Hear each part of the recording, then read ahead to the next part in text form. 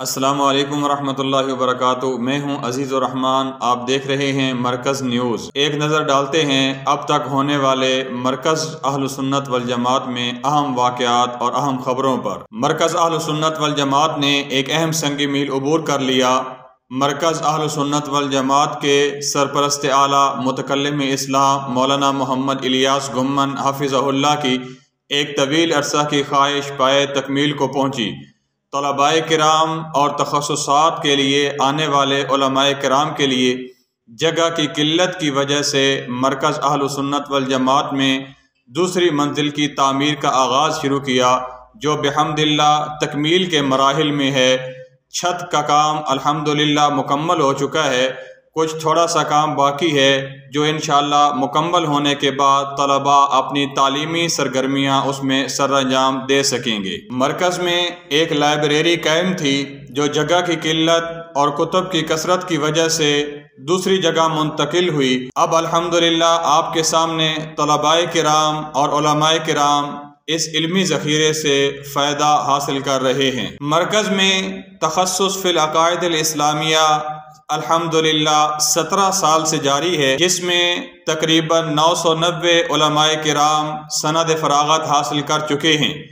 علماء کرام کے اس علمی ذوق کو مد نظر رکھتے ہوئے مرکز نے تخصص فی الافتاء کا آغاز کیا، جس کو آپ آسان لفظوں میں مفتی کورس کہہ سکتے ہیں، جس میں الحمدللہ تقریباً 40 مفتیان کرام نے سند فراغت حاصل کر لی ہے۔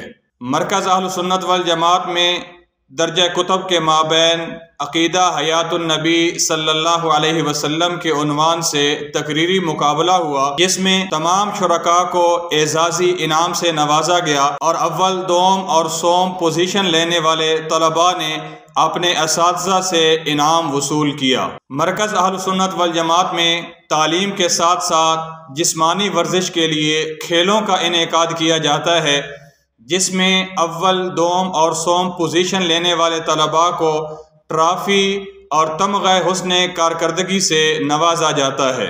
گزشتہ ایک سال میں مرکز اہل سنت والجماعت میں تقریباً 10 طلباء کرام نے قرآن کریم مکمل کیا۔